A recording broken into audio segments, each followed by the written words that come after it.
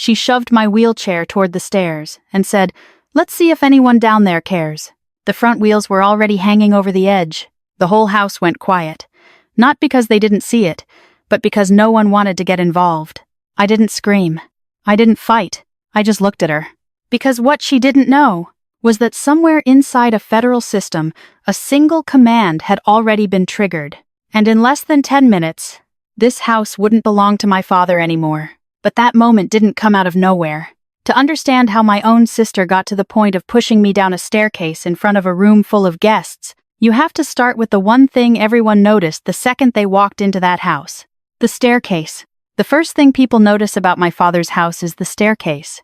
2 stories, solid oak, wide enough for 3 grown adults to walk side by side without touching shoulders. He used to say it was built for entrances, moments where people look up, pause, and remember exactly who owns the room. Tonight, it felt more like a stage. The house was full, not just full curated. Retired officers, neighbors, a few men I recognized from old command circles, and a handful of guests my father clearly invited just to remind them he used to outrank them. Glasses clinked. Someone laughed a little too loud near the fireplace. The smell of grilled steak drifted in from the patio like everything was perfectly under control. And me? I was parked in the corner in my electric wheelchair, like a piece of furniture nobody bothered to arrange. My name is Charlotte Vaughn. I used to be a field investigator, the kind who worked cases where things didn't add up on paper but mattered anyway. These days, I roll instead of walk, and for some reason, that's all people see now. Not the years, not the training, not the instincts, just the chair. Across the room, my sister Victoria was exactly where she always is, center stage. She stood beside her husband, Preston, like they were posing for a magazine spread nobody asked for. Her dress was tight, expensive, and just loud enough to make sure every eye landed on her eventually. Preston leaned against the bar in that casual, practiced way, one arm slightly raised, wrist turned just enough to catch the light. That's when I saw it. Rolex. Not subtle, not modest. Diamond bezel, custom face, a presidential bracelet. The kind of watch that doesn't whisper success, it announces it. Someone asked about their latest trip. That was all Victoria needed. "Oh my God, Dubai was insane," she said, already smiling before she even started. 7-star hotel, rooftop pools, private tours. Preston booked everything last minute. Preston gave a small, controlled smile, the kind that waits half a second for admiration to land. "It's nothing," he said. "Just work bonuses." Work bonuses. I lowered my eyes to my glass of iced tea not because I was interested in it, but because I didn't want anyone reading my face. Because I knew exactly what a Navy logistics officer at his rank makes. And it doesn't look like that watch. Not even close. Across the room, my father Charles was pouring wine like a man hosting a command dinner. Smooth, controlled, selectively attentive. He didn't look in my direction once. He didn't have to. Ignoring me had become a kind of discipline with him. My mother, Eleanor, stood nearby, nodding along to Victoria's stories like agreement was her only assigned role for the evening. That's how these gatherings always worked. Victoria shines. Preston impresses. My parents host, and I stay out of the way. I've had enough time to learn the system. I rolled myself slowly toward the hallway, the noise fading just a little with each turn of the wheel. The upstairs bathroom was easier to navigate with my manual chair, so I switched like I always do, quietly, efficiently, without asking for help. That's another thing people don't notice. When you lose something, you learn how to move differently. Not weaker, just quieter. I left the spare chair at the top of the staircase and stepped into the bathroom. The door closed behind me, muting the party into a dull hum. 3 minutes, maybe 4. That's all it took. Because sometimes, it's not the loud moments that change everything. It's the quiet ones you step out of and realize something has already been set in motion. I opened the bathroom door and stepped back into the hallway. That's when I heard it. Metal hitting wood hard, sharp. The kind of sound that doesn't belong in a quiet house unless something just broke. I froze. For a second, I didn't move. You learn that instinct in my line of work: pause first, understand what you're walking into. Then I turned the corner. At the bottom of the staircase, my spare wheelchair lay twisted against the wall, one wheel still spinning slowly. The frame bent at an angle it was never meant to hold. And halfway up the stairs, Victoria. one hand on her hip, perfect posture, like she was waiting for a reaction. Her eyes met mine. Her mouth curved just slightly. Oops. The word landed lighter than the damage below her. Downstairs, the room shifted. Not loudly, just enough. Conversations dipped. Someone near the bar lowered their voice. The kind of silence people use when they've seen something they don't want to acknowledge. I didn't say anything. Victoria glanced down at the wreckage, then back at me like she'd knocked over a glass, not a piece of equipment I depended on. Well, she said, a little louder this time, making sure it carried. You only sit in one place anyway. Why would you need two? A few people shifted. Nobody stepped in. My mother saw it. I know she did. She was standing in the living room with a wine bottle in her hand. She didn't move, just refilled someone's glass like nothing had happened. My father glanced toward the staircase, one quick look, then turned back to his guests mid-sentence, talking about retirement portfolios like this was just another normal evening. That part didn't surprise me. What caught my attention was Preston. He was standing just behind Victoria now, arms folded, watching me like I'd interrupted something important. His wrist turned slightly as he shifted his weight, and the watch caught the light. Diamond bezel, clean face, no scratches. A Rolex Daytona. I've seen that model before. $80,000, maybe more. I looked at the watch, then at him, then back at the watch again, because I know what a Navy logistics major earns. And I know what it doesn't look like. His arm lowered just a fraction. Small movement, but enough. Enough to tell me something didn't add up. And once you see that, you can't unsee it. I stayed there for a second longer than I should have, eyes on his wrist, letting the numbers run in the back of my mind. Salary, allowances, bonuses. Even on a good year, with deployments stacked right, it still didn't land anywhere near that watch. Not clean, anyway. The room started breathing again behind me. Conversations picked back up. Glasses clinked. Someone laughed like nothing had just happened 10 feet away. That's the thing about rooms like this, people don't ignore the truth because they don't see it. They ignore it because it's easier. I turned my chair toward the hallway. No announcements, no scene, just a quiet exit. Upstairs, the house felt different. Same walls, same framed photos, but quieter. Honest, in a way the downstairs never was. I closed the guest room door behind me and locked it.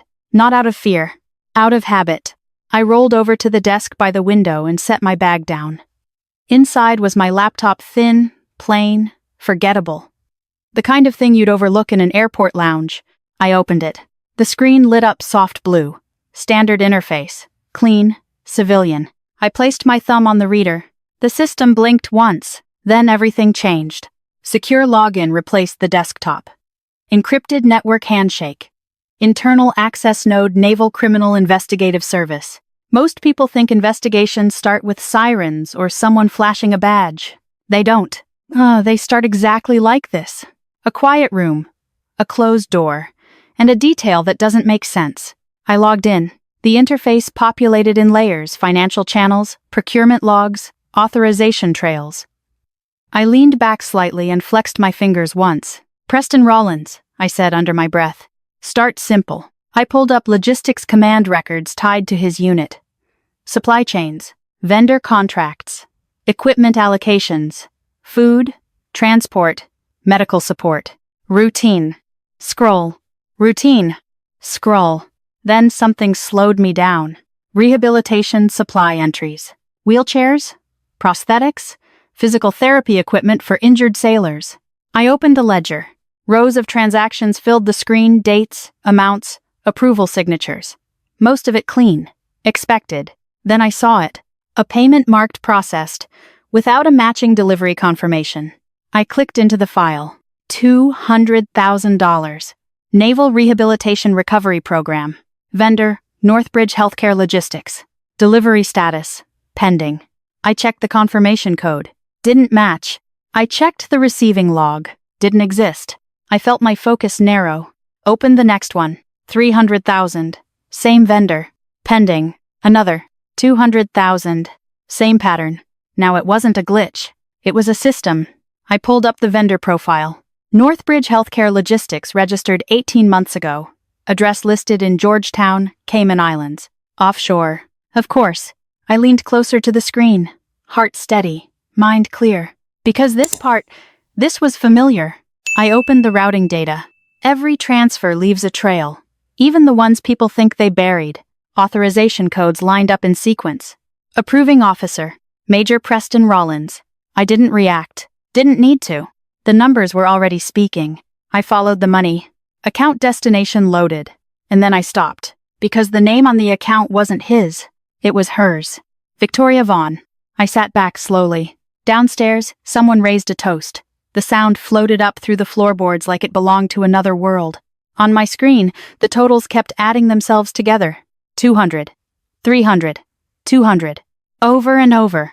Until the number stopped climbing. $2. 4 million. Not missing. Not misplaced. Taken. From a fund meant to help wounded sailors learn how to walk again.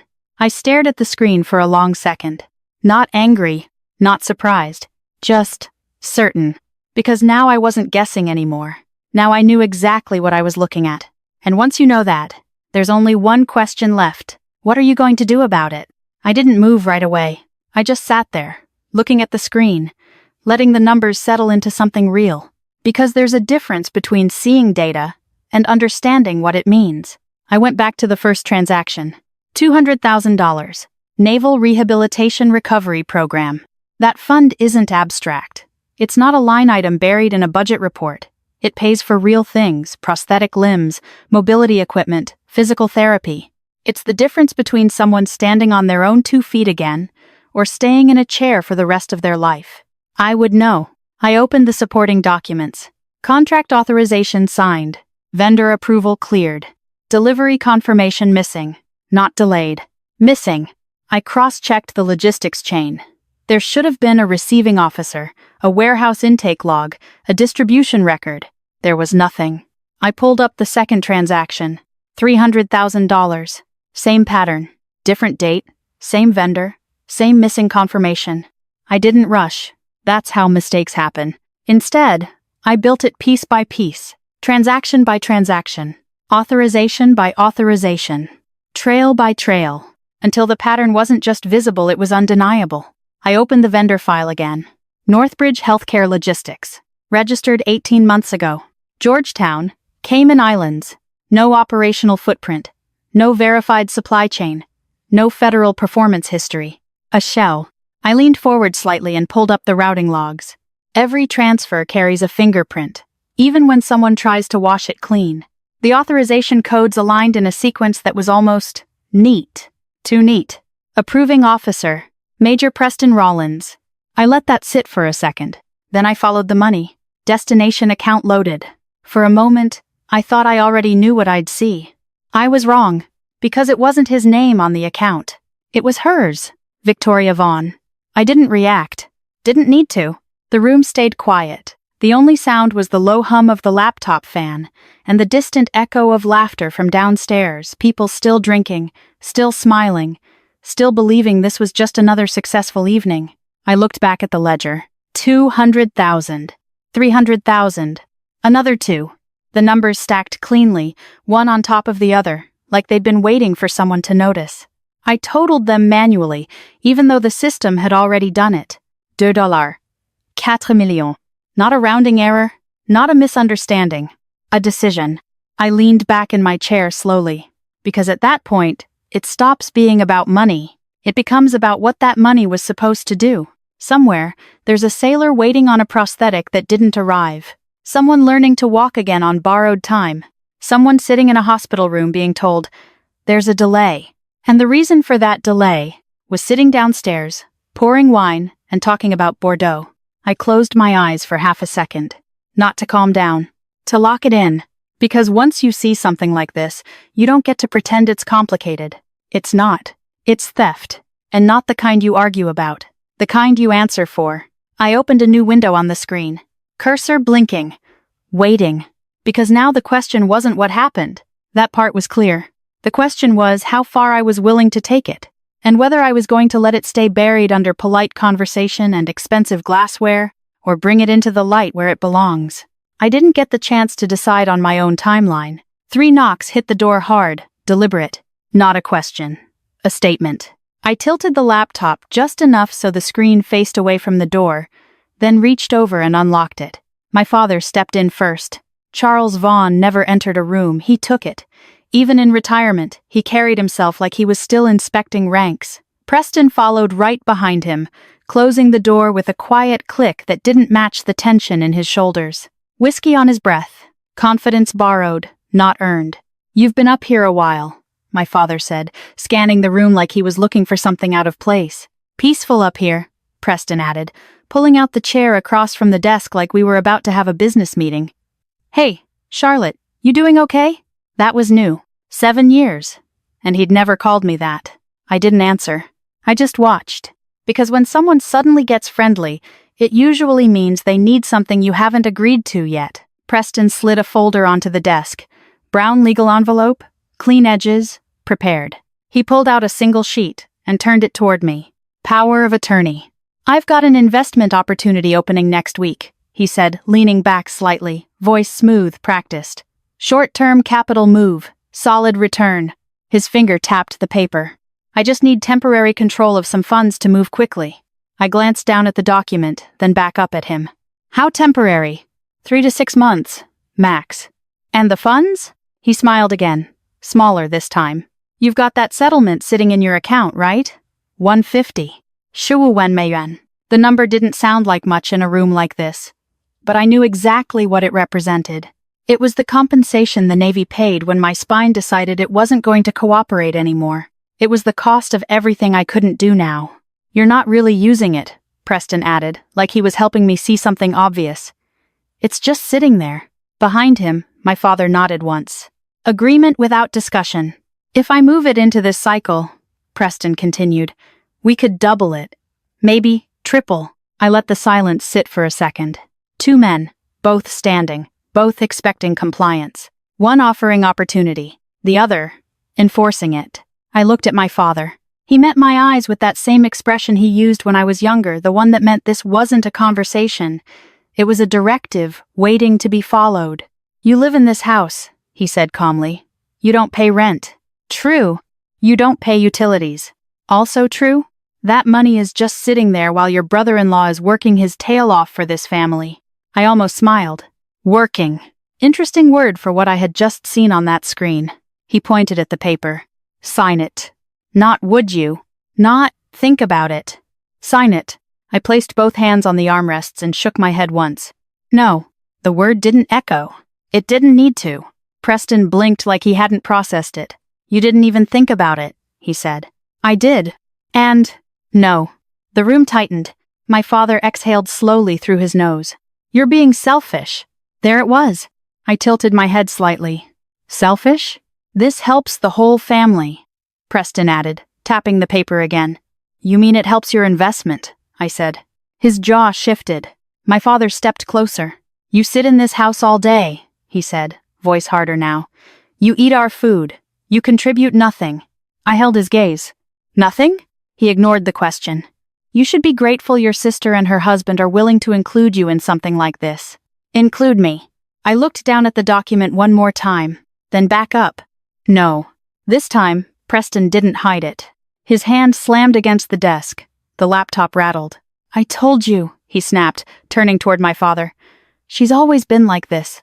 My father went still for a moment. Then he nodded. Decision made. Fine. He turned toward the door. Preston grabbed the paper, jaw tight. My father stepped out first. Then he did something useful. He pulled the door closed from the outside, and I heard it. The metal latch sliding into place. Locked. His voice came through the door, flat, controlled. "You'll stay in there, until you remember what it means to sacrifice for your family." Footsteps moved away. The house settled back into noise. Downstairs, music, voices, glasses. Like nothing had changed. I rolled toward the door and tested the handle. Solid. Of course. I sat there for a second in the quiet. Then I turned back to the desk. Because locking me in that room didn't make me powerless. It just changed the nature of the situation. There's a term for that kind of thing. Unlawful confinement. And when it happens in the middle of a federal investigation, it stops being a family issue and becomes evidence. I let that settle for a second. Then I rolled back to the desk and opened the laptop. The NCIS interface was still live, quiet, patient, waiting. Financial logs frozen mid-scroll. Routing paths mapped out like a trail someone thought was invisible. Downstairs, the party picked back up. Music, laughter, a cork popping somewhere near the bar. Up here, it was just me and the truth. I placed my hands on the keyboard and didn't rush. This isn't the part where you act on anger. This is the part where you decide if you're willing to live with what happens next. Because once you cross this line, there's no stepping back into family dinner. I opened a secure command window, cursor blinking. Clean. Empty. Final. Asset Containment Protocol. Department of Defense Financial Task Force. Case classification. Suspected procurement fraud. I entered the name. Major Preston Rollins. Then the account. Victoria Vaughn. Offshore Holdings. My fingers paused for half a second over the keys. Not hesitation. Just acknowledgement. Because I knew exactly what this would do. Every account tied to those authorization codes, checking, savings, investment lines, procurement channels would be locked. Not flagged. Not delayed. Locked. No withdrawals. No transfers. No quiet cleanup before Monday morning. I pressed enter. The system processed the request without emotion. Authorization accepted. Protocol initiated. A line of status updates began to populate across the screen. Asset freeze in progress. Banking network propagation, active. Linked accounts secured. It took less than 10 seconds. That's the part most people don't understand. When the system works, it works fast. I leaned back slightly and watched the confirmations roll in. Somewhere downstairs, Preston was probably still talking about Bordeaux. Victoria was still smiling for people who didn't know any better. My father was still pouring wine like control was something you could maintain by keeping your voice steady. None of them knew. Not yet, but the world they were standing in had already shifted. Quietly. Permanently. I closed the command window and dimmed the screen. The room went still again. They thought they'd solved the problem by locking me in here. Out of sight. Out of the way. What they didn't realize was that they had just locked the only person in that house who could stop this. In a room with a secure line to the entire system. And downstairs, the clock had already started. It didn't take long. About 20 minutes, maybe less. At first, it was just a change in the noise. The rhythm of the party shifted, laughter cutting off too quickly, voices tightening, something off that people couldn't quite name yet. Then I heard it. A card reader beep. Pause. Another beep, longer this time. Silence. I didn't need to see it to know what was happening.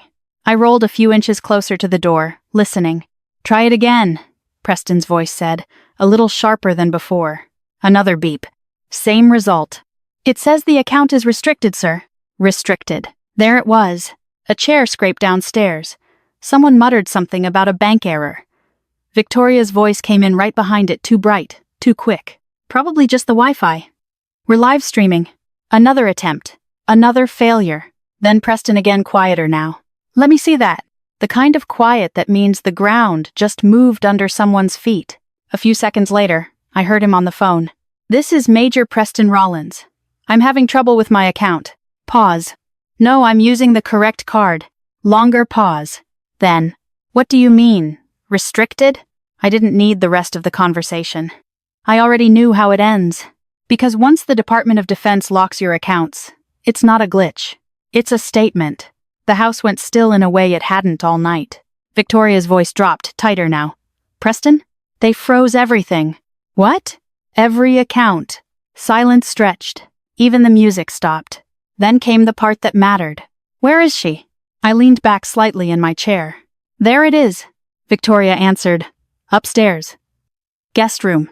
A beat. Then Preston, again controlled, calculating. "She still has that settlement, right?" "Yes, why?"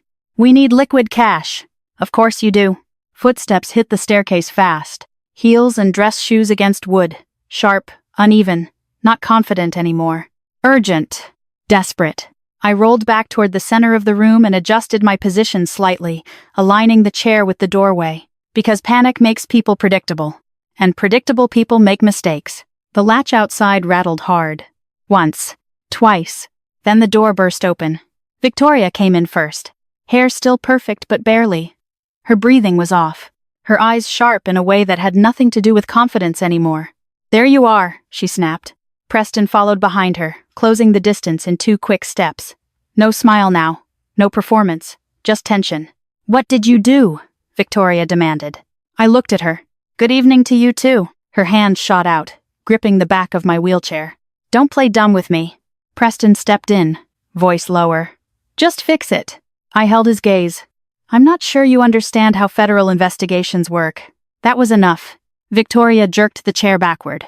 The wheels scraped hard against the floor as she pulled me into the hallway. "Victoria," Preston started.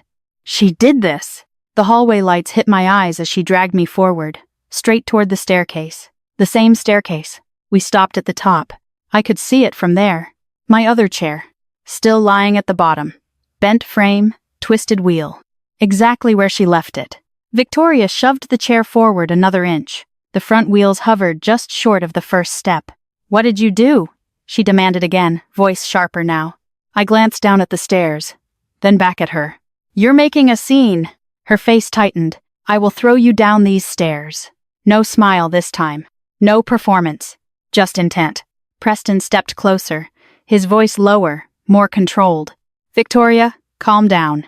"You calm down," she snapped, eyes never leaving mine. Then she leaned in, close enough that I could smell the wine on her breath. "You think anyone down there is going to care?" I didn't answer. Didn't need to. She pushed the chair again. The wood creaked under the weight, another inch closer. Gravity was right there. Waiting. Preston shifted beside her. For the first time, I saw it. Doubt. "Victoria, this is getting stupid." "Then tell her to fix it." Her hands pressed harder against my chest now. Not pushing yet, but close. Very close. I rested my fingers lightly on the armrest. Calm. Steady. Because this moment was exactly what everything before it had been building toward. And she still thought she was in control. I didn't argue with her. I didn't raise my voice. I just lifted my left hand.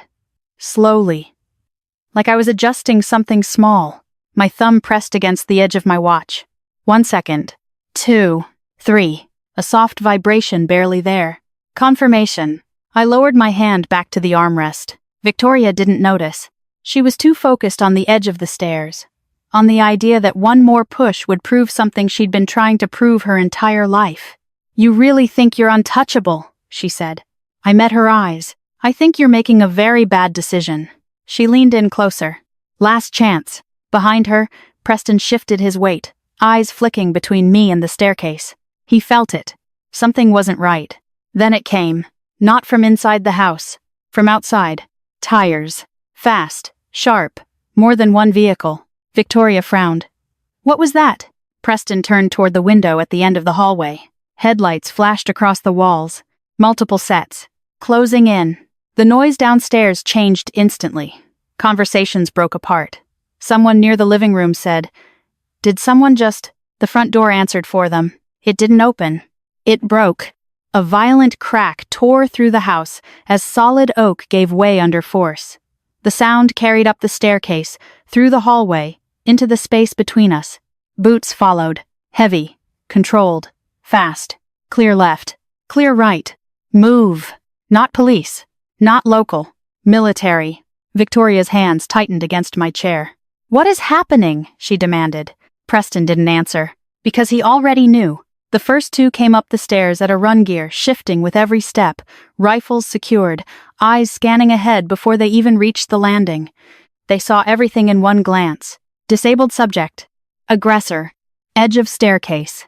The first corpsman didn't hesitate. His arm shot forward, driving Victoria sideways into the wall. She stumbled with a sharp cry, losing her grip on the chair. "What the?" The second man stepped in front of me immediately, positioning his body between me and the stairs. Solid. Precise. No wasted movement. Preston stepped back. Instinct. Training recognizes real authority when it shows up. My father's voice rose from below as he pushed toward the stairs. "This is private property. I am Colonel." He didn't get to finish.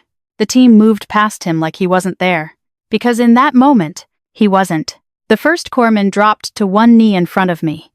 His rifle stayed slung across his chest, posture controlled, professional. His voice was steady. "Director Vaughn." Victoria blinked. "What?" He didn't look at her. "Extraction team is on site. Are you safe, ma'am?" For a second, nobody spoke. Not Preston. Not Victoria. Not my father. The hallway went completely still. I held his gaze. I'm fine. He nodded once and tapped his comm. Package secure. A voice answered through his earpiece. Copy. Behind him, more movement filled the house. Agents. Investigators. Quiet. Efficient. Downstairs, guests were being redirected. Phones collected. Questions shut down with calm, practiced authority. The illusion of a party collapsed in under 30 seconds. Victoria pushed herself off the wall, eyes wide now, voice breaking at the edges. Director. What is he talking about? I didn't answer. Because the answer was already walking up the stairs. Heavy steps. Measured. Deliberate. A 2-star general came into view at the bottom of the staircase. My father saw the rank immediately. His posture changed on instinct, years of conditioning snapping into place. General, he said, relief creeping into his voice. I assume there's been some kind of... The general walked past him. Didn't acknowledge him. Didn't slow down. He reached the landing.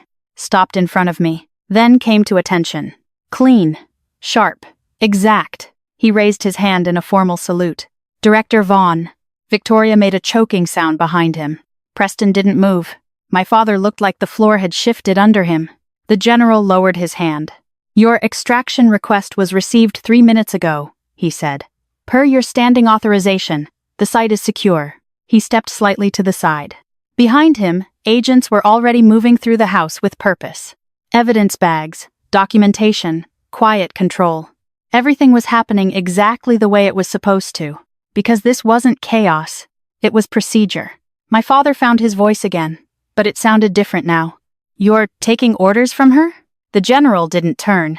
He was still looking at me. Waiting. Because that's how authority works. Not the kind my father built his life around. Not rank for display. Real authority doesn't need to announce itself. It just shows up, and everyone else adjusts. Victoria's voice dropped to a whisper. What is going on? I finally shifted my chair forward just an inch. The corpsman beside me adjusted with it instantly. Ready. Waiting. Because the woman she thought she could push down a staircase was never just her disabled sister. And now, everyone in that house was starting to understand exactly who I was. The shift was quiet. No shouting. No chaos. Just the sound of control settling into place. The corpsman at my side adjusted his grip on the chair. Ma'am, we're moving you, he said. I nodded once. They lifted the chair with the kind of precision you only see in combat zones, balanced, steady, no sudden motion. We moved down the staircase the same way the team had come up it. Fast, controlled, intentional. At the bottom, the room didn't look like a party anymore. It looked like a scene. Guests sat where they'd been told. Hands still. Eyes forward. Phones gone. Conversations over. The wine station sat untouched. Bottles lined up like props from a different evening. I rolled forward into the center of it. And everything stopped. Not because I asked it to. Because it needed to. Behind me, Preston came down the stairs slower this time. Not the man from an hour ago. The edges were gone. The confidence had nowhere to land. Victoria followed, one hand on the railing like she needed it. My father stood off to the side, still trying to hold on to something that had already slipped. The general took one step back, giving me the space. Because this part belonged to me. I turned my chair slightly. Major Preston Rollins. My voice carried clean across the room. Not loud, just clear. He froze. 2 agents stepped in on either side of him. Close enough. Not touching yet. Sir, one of them said quietly. Preston shook his head once. There's been a mistake. I didn't respond to that. I didn't need to. You are under arrest, I said, steady. For the theft of $2.4 million from the Naval Rehabilitation Recovery Program. The words landed heavy. Not dramatic. Final. A ripple moved through the room, small, contained. Someone inhaled sharply near the fireplace. Another guest looked down like eye contact might make it real. Preston's jaw tightened. That's not, I continued, federal procurement fraud. Misuse of military supply contracts. Unauthorized diversion of government funds. Each charge, one after the other. No rush. No anger. Just facts. The agent behind him reached for his wrists. Metal closed. The sound of cuffs snapping into place cut through the room like a line being drawn. Preston's shoulders dropped. Just a fraction. Enough. No, he said, quieter now. You don't understand. The agent didn't argue. He simply secured the lock. Preston's knees gave slightly before he caught himself. His balance wasn't what it used to be. Funny how that happens. Victoria's voice broke in behind him. This is insane. She stepped forward, pointing at me. She's lying. This is all. Two agents moved at the same time. Efficient, controlled. One took her wrist. The other positioned behind her. Ma'am, one of them said. Calm. Don't touch me! She snapped, trying to pull back. Too late. The second cuff clicked into place. The sound echoed. Louder this time, because now it wasn't just him. Victoria Vaughn, I said, turning slightly toward her. Her eyes locked on mine, wide, disbelieving. You are under arrest for conspiracy to commit financial fraud and for the attempted assault of a federal officer. Her mouth opened. Nothing came out. Behind her, my mother made a sound soft, breaking. My father stepped forward then, finally. This is outrageous, he said, voice rising. You will release my daughter immediately. Two agents intercepted him without force. Just enough. Sir, one said quietly. You need to step back. He didn't. Not right away. But he stopped moving forward. Because somewhere underneath the anger, he understood. The line had already been crossed. Outside, one of the SUVs started. Low engine. Steady. Preston was guided toward it first. No resistance now. Just wait. Victoria followed, still shaking her head, still searching for a version of this where she could talk her way out. There wasn't one. The doors closed one after the other. Heavy. Final. Inside the house, people began to move again, but not toward us. Away. Quietly. Like distance could separate them from what they'd just witnessed. I stayed where I was for a moment, hands resting on the armrests, breathing steady. Because this wasn't victory. It wasn't revenge. It was something simpler than that. It was the moment the truth stopped waiting and started acting. And once that happens, there's no going back to the version of the room that existed before. The engines outside were still running. Red and blue lights washed across the driveway in slow, steady pulses. Inside, the house felt smaller, quieter, like something essential had been removed and nothing had filled the space yet. I turned my chair slightly toward the front of the house. That's when my mother came toward me. Not fast, not dramatic, just uncertain. Charlotte, she said, her voice already breaking before she reached me. Please. She stopped a few feet away, hands trembling just enough that she tried to hide them by clasping them together. You have power now, she continued. You can fix this. Fix. I let that word sit between us. Behind her, Victoria's voice carried from the driveway sharper now, edged with panic instead of confidence. Metal cuffs shifting. Agents giving quiet instructions. My mother glanced back, then looked at me again. She's your sister, she said softly. Blood is blood. I reached into my jacket pocket. Charles's eyes followed the movement immediately.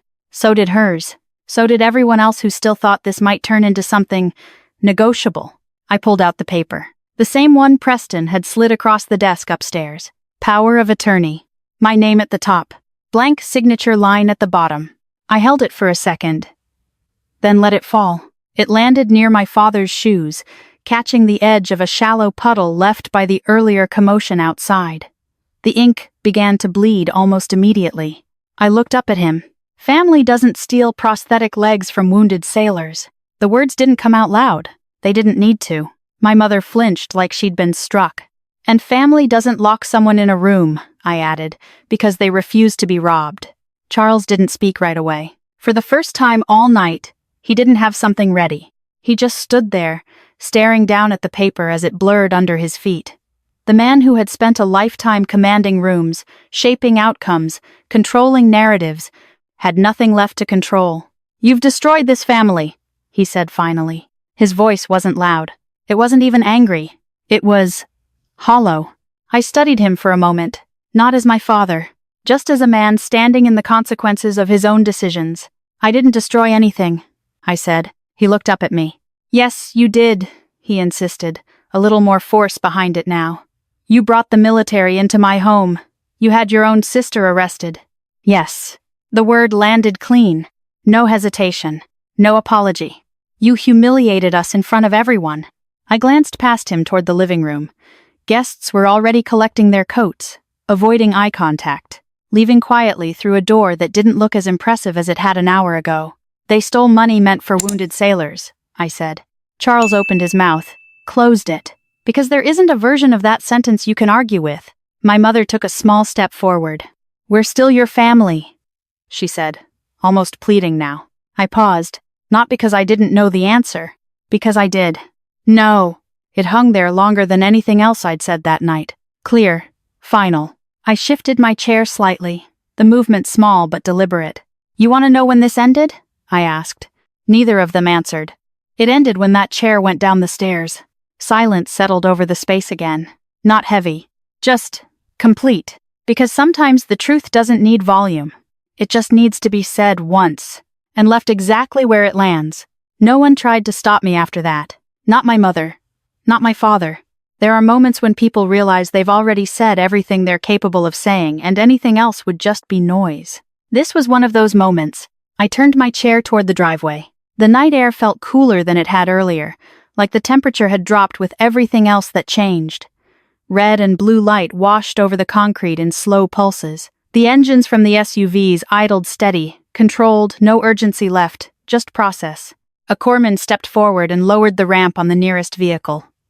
Metal meeting pavement with a quiet, mechanical certainty. Ready. I paused at the base of the ramp for a second, not because I was hesitating, because I wanted to see it clearly. The house, the staircase visible through the open doorway. The same one my father was proud of. The same one that had been built to make an entrance. Now it framed something else entirely. At the bottom, my spare chair still lay where it had landed. Twisted metal, one wheel bent out of line. Nobody had touched it. Nobody had tried to fix it. That felt accurate. I looked back once more. My father hadn't moved much. Shoulders lower now, hands at his sides. Not commanding anything, not directing anyone. Just standing there, watching something he built shift into something he didn't recognize. My mother stood a few feet behind him. Quiet. Still. Like she was trying to understand where the moment had turned into something she couldn't follow. I met his eyes one last time. "You think I destroyed this," I said calmly. He didn't answer. "You did that yourself." The words didn't echo. They didn't need to. I nodded once toward the hallway behind him. "That's my goodbye gift." He followed my gaze slowly back to the base of the stairs. Then I turned away. The wheels rolled forward, smooth and steady. The ramp carried me up into the vehicle without resistance. Inside, the light shifted soft, contained, controlled. A corpsman secured the chair with practiced efficiency. No wasted motion. The door closed behind me. Heavy. Final. The outside world dimmed to a muted blur through reinforced glass. The lights on the driveway faded as the vehicle pulled forward, then turned. The house disappeared from view faster than I expected. No dramatic ending. No last words shouted from the driveway. Just distance. And sometimes, that's the cleanest ending you get. The convoy merged onto the highway, and just like that, the noise was gone. No sirens, no shouting, no explanations. Just the steady hum of tires on asphalt and the soft vibration of the vehicle moving forward. I leaned my head back against the seat and watched the road slide past through the glass. 3 hours earlier, I was sitting in a corner, pretending not to hear my own sister laugh at me in a room full of people. Now she was in federal custody. So was her husband, and the house I grew up in was something else entirely. Life doesn't always change slowly. Sometimes it shifts all at once, quietly, permanently, and the only thing you get to decide is whether you're going to accept what you already know or keep pretending you don't. For a long time, I believed something simple. That blood meant loyalty. That family meant protection. That if people shared your last name, eventually, they would choose you. I held on to that longer than I should have. Long enough to explain things away. Long enough to stay quiet when I should have asked harder questions. Long enough to mistake silence for peace. But silence isn't peace. It's permission. And every time you give it, someone else pays for it. Sometimes it's you. Sometimes it's people you'll never meet. The sailors whose names I saw in those reports. The ones waiting on equipment that never came. They didn't get a vote in that silence. They just lived with the consequences. That's the part people don't like to talk about. It's easier to say, it's complicated. It's easier to say, it's family. But there's nothing complicated about right and wrong when you strip away everything else. Stealing from wounded men and women isn't a gray area. Locking someone in a room to force a signature isn't a misunderstanding. It's a choice. And once you see it clearly, you don't get to pretend it's anything else. That's where boundaries come in, not the kind people talk about casually. Real ones. The kind that cost something. Because the moment you draw a line, the people who benefited from you not having one will call you selfish. They'll say you're breaking the family. They'll say you're overreacting. What they won't say is that your silence made their lives easier. But that doesn't make it right. Family isn't defined by who you're related to. It's defined by who protects you when you can't protect yourself. Who respects you when there's nothing to gain. Who refuses to profit from your pain. Everything else is just proximity. That night didn't turn me into someone stronger. It showed me who I already was. And it forced me to decide whether I was willing to live like it. Because strength isn't loud. It's not anger. It's not revenge. It's the ability to stay still in a moment where everything is trying to push you into reaction and choose the right action anyway. I didn't raise my voice. I didn't fight. I pressed a button and let the truth do what it was always going to do. That's the part people misunderstand. Justice doesn't need drama. It just needs someone willing to stop looking away. The road ahead stretched out in front of us, dark, quiet, open. No audience. No applause. Just distance. And for the first time in a long time, that felt like exactly what I needed. True strength isn't loud, it's the quiet decision to stop ignoring what you know is wrong. In life, we often excuse harmful behavior in the name of family, comfort, or keeping the peace. But silence doesn't protect relationships, it enables damage. Real integrity begins when you draw clear boundaries, even when it costs you something. Family is not defined by blood alone, but by respect, accountability, and protection of what's right. When you stop looking away and face the truth, you may lose what was familiar, but you gain something far more valuable. Self-respect, clarity, and the freedom to live honestly.